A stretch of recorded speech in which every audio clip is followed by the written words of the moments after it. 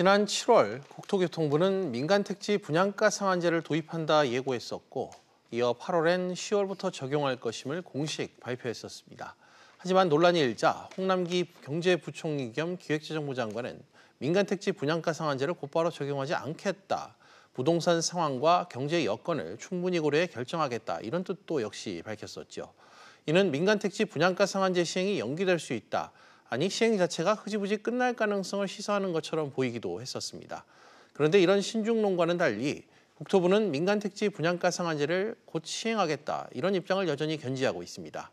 민간택지 이 분양가 상한제, 도입을 놓고 다양한 전망과 예측이 쏟아지고 있습니다. 이 정책이 정부가 기대한 대로 효과를 볼지 아니면 시장 부작용만 키울지 아직 정답을 예측하기가 힘들다는 얘기겠죠. 불확실성 또한 상당히 높다는 뜻입니다.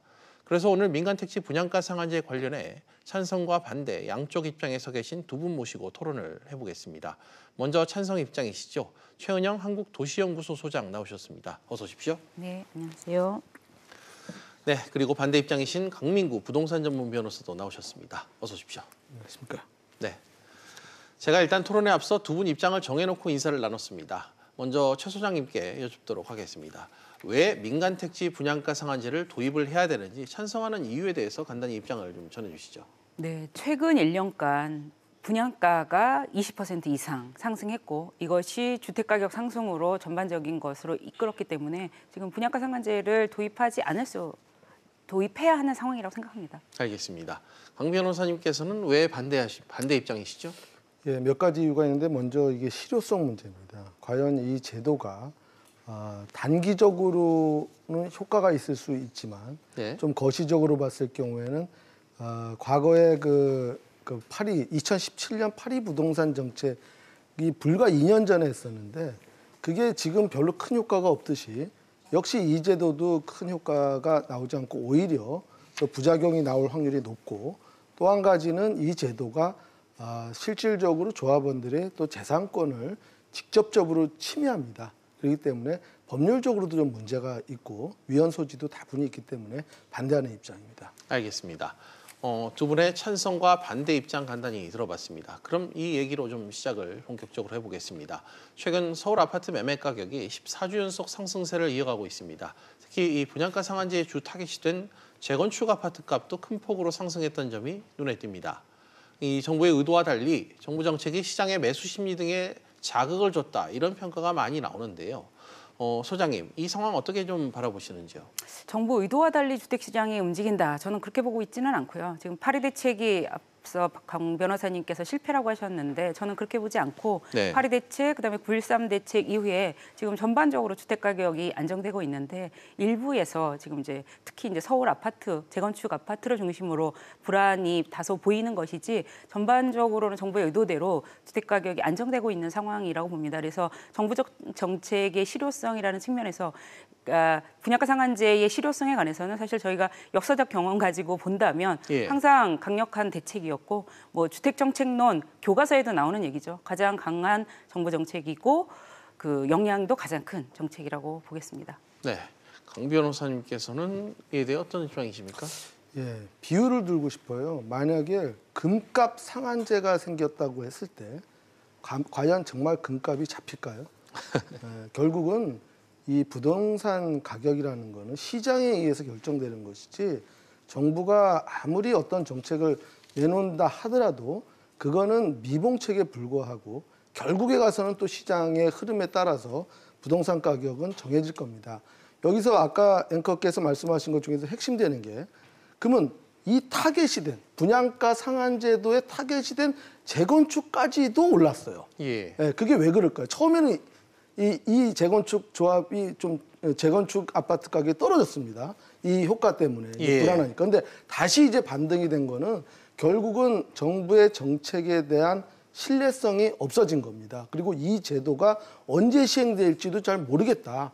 그리고 또 이것 때문에 주변 가격이 다 올라가니까 결국은 어차피 다 올라가면은 이 재건축을 해도 분양가 상한제를 받더라도 이익일 것이다. 이런 어떤 시장 심리가 작용한 겁니다. 결국은 시장이 더 미래를 예측을 잘하는 겁니다. 정부보다. 알겠습니다. 그런가 하면 청약 시장도 뜨겁게 지금 달아오르고 있는 상황이죠. 서울 동작구에 최근 이 분양한 단지가 청약 경쟁률이 무려 203대 1로 집계가 됐더라고요. 최 소장님, 역시 민간 택지 분양가 상한제 도입에 따른 이 공급 위축 우려, 이런 심리가 좀 수요자들에게 형성됐다는 느낌을 주고 있는데 좀 판단을 이에 대해 어떻게 하세요? 모든 것이 분양가 상한제 때문이라고 예시하는 것 같은데요. 좀 그거는 맞지 않는 것 같고요. 예. 지금 사실 서울의 신규 아파트라는 거는 굉장히 희소한 자원이기 때문에 예. 그리고 저희가 이제 주택 청약을 가진 분들이 굉장히 많고 서울은 무주택자의 도시거든요. 대부분 많은 분들이 집을 갖지 못하시고 예. 집을 가진 분들이 오히려 소수고 집을 못 가진 분들이 다수여서 청약 시장에서 경쟁률이 높은 거는 당연한 현상이라고 생각되고 예. 그것들이 분양가 상한제 때문이라고 생각하지 않고요.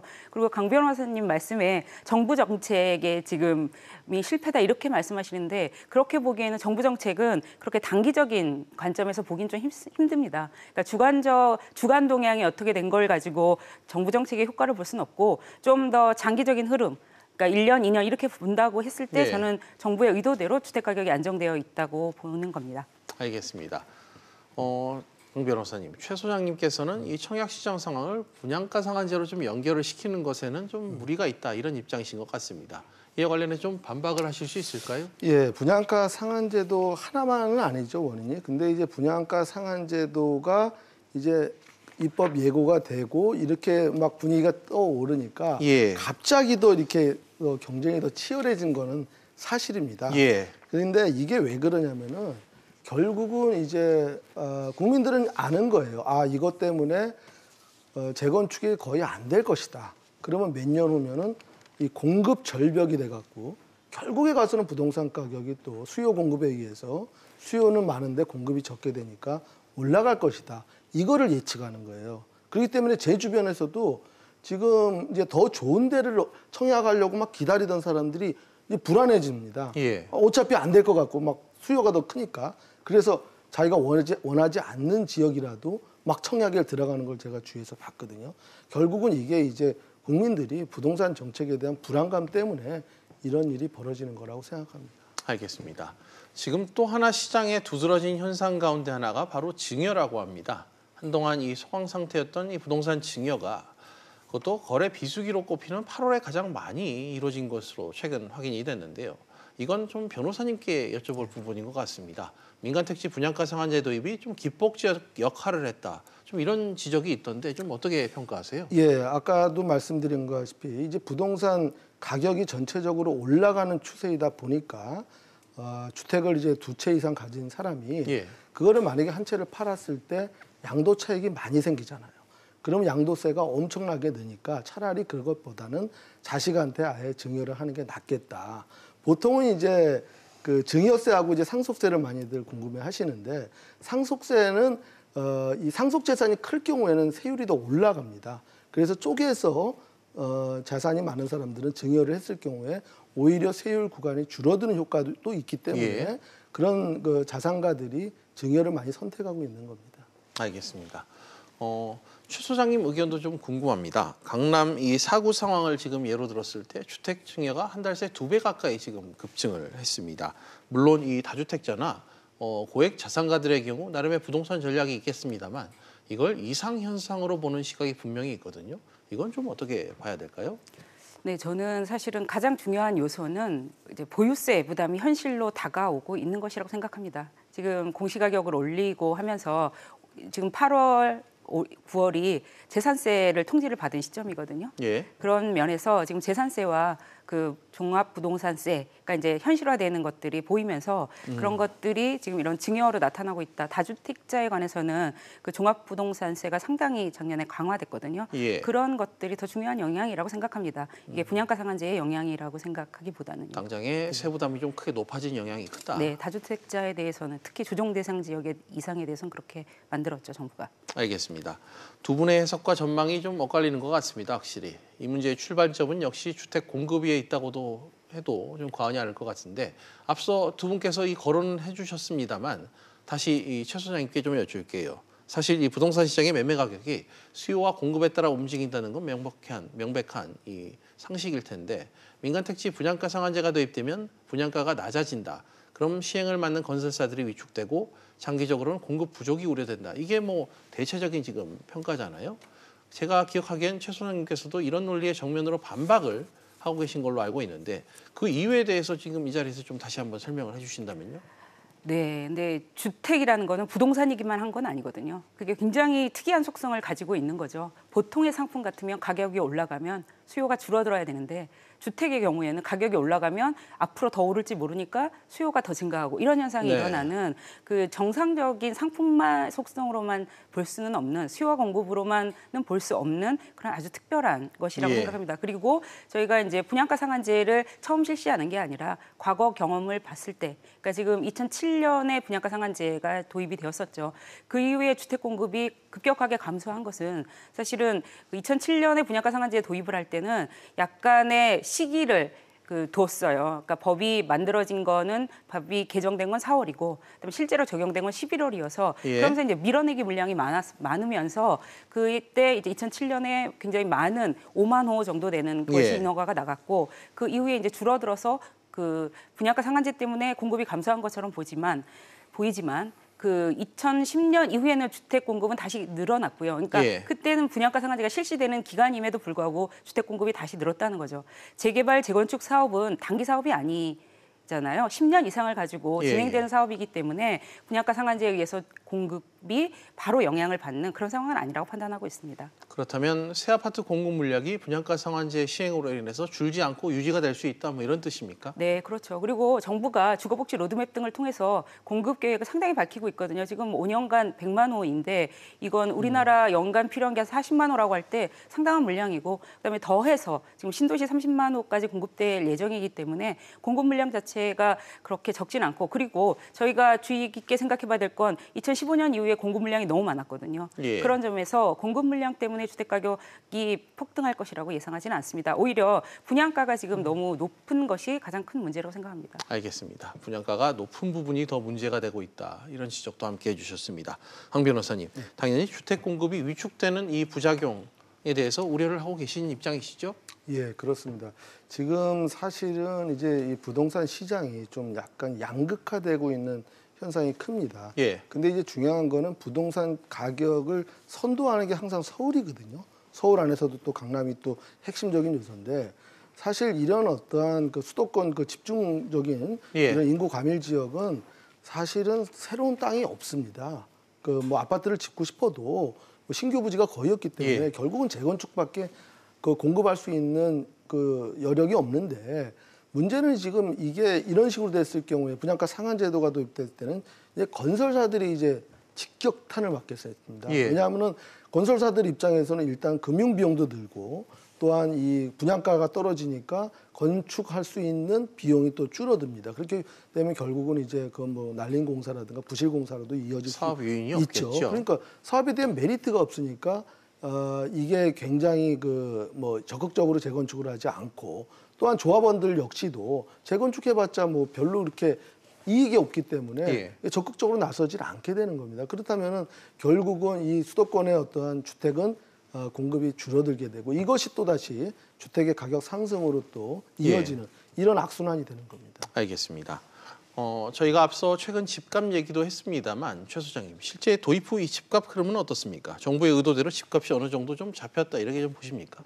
아니요, 지금은 사실은 굉장히 좀 불안한 상태인 거잖아요. 예. 분양가 상한제가 실제로 실행이 될 것인지 실행이 되지 않을 것인지에 관해서 시장에서 좀 관망을 하고 있는 상태인 것 같은데 제가 예측하기에는 분양가 상한제는 도입이 됩니다. 예. 그 뭐 부총리의 그 입장은 사실 원론적인 얘기인 거거든요. 예. 지금 법에 의해서 뭐 주택정책심의위원회의 심의를 받게 되어 있고 그런 것들 이제 뭐 부동산 시장이라는 이런 걸 고려해서 이런 원론적인 말씀을 하신 거지 그 분양가 상한제가 도입되는 거는 저는 확실하다고 보는데 예. 그 이후의 상황을 봐야 될 것 같습니다. 지금은 사실 반신반의하는 상태이기 때문에 그 시장에서 분양가 상한제의 효과로 뭐 집값이 떨어졌다 올랐다 이렇게 얘기하기는 좀 힘든 상황인 것 같습니다. 알겠습니다. 그런데 소장님, 사실 재건축, 특히 강남 재건축을 누르기 시작하면 주변 집값이 뛰는 현상, 이런 현상을 좀 여러 번 보지 않았습니까? 어떻게 보세요, 이 부분은? 그 사실은 분양가 상한제가 실시되었을 때 우리가 여러 번 그런 경험을 가지고 네. 있는데요. 분양가 상한제가 실시될 때마다 가격은 떨어졌죠. 그 저희의 경험, 역사적인 경험이 뭐 2007년에도 있고, 그다음에 1989년에도 있었고, 예. 굉장히 그러니까 80년대 초반에도 있었고 여러 번의 분양가 상한제 혹은 유사한 제도의 경우를 가지고 있는데 예. 그때마다 주택 가격은 하락했습니다. 전반적으로. 네. 그리고 아까 이제 변호사님께서 이제 이게 단기적인 효과에 그칠 것이다라고 말씀하셨는데 사실은 분양가 상한제는 굉장히 장기간의 효과를 가지죠. 그것이 끝날 때까지. 그렇기 때문에 정부가 쉽사리 사실은 쓰지 못했던 거죠. 주택 가격을 분양가 상한제를 통해서 하향 안정화시킬 수 있을 것이라고 예상했음에도 불구하고 네. 지금 가계부채가 너무 높은 상황에서 주택 가격을 급격하게 경착륙하는 것에 대한 정부 우려가 컸던 것인 것 예. 같고요. 그래서 사실 정부의 분양가 상한제 도입 예고는 2017년 8월 2일 파리 대책세부터 나왔었죠. 근데 이것을 이제는 안 할 수 없는 상황으로 판단하고 있는 것 같습니다. 알겠습니다. 그럼 강 변호사님께서도 이 집값 전망에 대한 부분, 이 흐름에 대해 어떻게 좀 예측하고 계신지 정리를 좀 해주셔야 될 것 같습니다. 어떻게 보세요? 예, 강남 재건축을 누르면은 그 주변이 올라가는 거는 결국 이제 풍선 효과거든요. 근데 이런 어떤 풍선 효과가 솔직히 말해서 지금 요번에 이 분양가 상한제도 같은 경우에는 보통의 경우에는 그 대상 아파트는 가격이 단기적으로는 떨어져야 정상인데 예. 이번에는 아주 이례적으로 아예 단기 효과조차도 없었습니다. 아. 예, 바로 이게 그냥 같이 덩달아서 풍선 효과가 나오자마자 같이 올라가는 이상현상이 나는데 이거는 결국은 이제 학습 효과예요.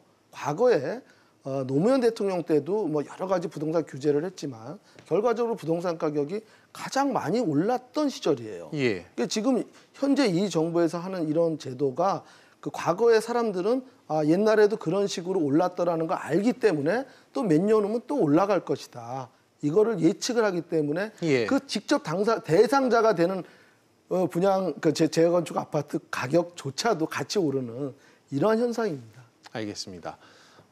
하나 질문을 더 드리겠습니다. 사실 이 변호사님께서도 불안한 부동산 시장을 잡아야 된다. 네. 이 점에는 이론의 여지가 없이 찬성의 입장이신 것 같은데 그럼 이 민간 택지 분양가 상한제가 집값 잡기에 효과가 없다고 친다면 그렇다면 다른 어떤 방법이 좀 있다고 판단하십니까? 예, 지금 이 민간 이거 제도는 기재부에서도 지금 사실 반대해요. 민간 택지 이거는. 예.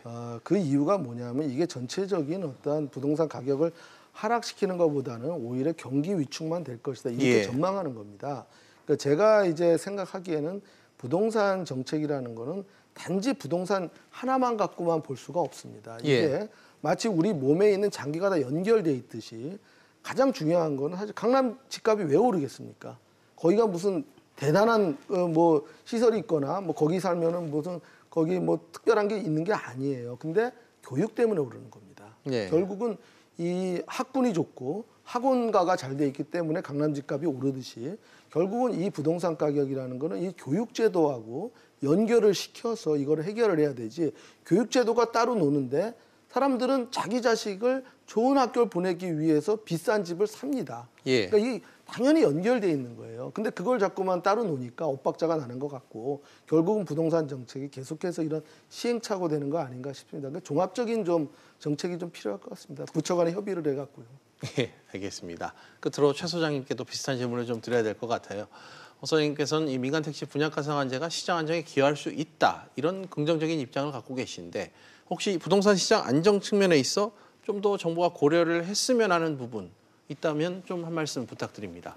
사실 정부 정책은 사실 저도 반신반의했거든요. 이걸 분양가 상한제를 정말 할 것인가. 그리고 또 하나 반신반의했던 게 계약갱신 청구권, 전월세 상한제 등 그다음에 임대소득 과세 이런 것들에 관해서 정부가 정부 출범 초기에 했던 약속들이 사실 2020년부터 하겠다 이런 얘기들이 있었기 때문에 좀 반신반의했었는데 정부는 그 로드맵 그대로 따라가고 있더라고요. 그래서 지금 사실 주택가격 안정이라는 건 우리 온 국민이 바라는 중요한 얘기지만 그다음에 세입자들의 주거 안정도 굉장히 중요하고 이 전세 가격이 높은 것이 사실 높은 주택 가격의 원인이 되고 있거든요. 떠받치는 그런 면에서 전월세의 인상률 상한제, 예. 그다음에 계약갱신 청구권 지금 정부 안에서 논의가 되고 있는데요. 이것들이 꼭 입법화돼서 국민들이 좀 집 걱정 안 하고 살 수 있는 상황이 됐으면 좋겠습니다. 예, 국민들의 집 걱정하지 말고 살아야 될 것 같다는 입장 얘기를 해주셨는데 마지막으로 변호사님 실수요자 입장에서 좀 한번 여쭤볼게요. 지금 상황에서 집값을 좀 올라갈 것으로 좀 불안한 이 상황이 좀 지속되고 있는데 과연 집을 좀 사야 될지, 좀 어떻게 해야 될지, 실수요자들은 어떤 선택을 해야 될까요? 지금 현재로서는 앞으로 2년 뒤에는 집값이 더 폭등할 거라고 예상하는 게 부동산 전문가들이 일반적인 견해입니다. 결국은 이제 수요 공급 원리하고 계속해서 연결이 되는 겁니다. 근데 정부의 정책이라는 게 이게 계속해서 이렇게 누른다고 되는 게 아니고 결국은 한순간에 이게 터졌을 때 나중엔 정말 집값이 엄청나게 더 뛸 수도 있다고 봅니다. 알겠습니다. 오늘은 두 분과 민간택지 분양가 상한제 논란에 대해 찬성과 반대 입장으로 나뉘어 이야기를 좀 나눠봤습니다. 이미 주사위는 던져졌고요. 이 정책이 시장에 어떤 반응을 또 불러올지는 앞으로 좀 더 지켜봐야 될 것 같습니다. 오늘 두 분 말씀 잘 들었습니다. 나와주셔서 감사합니다.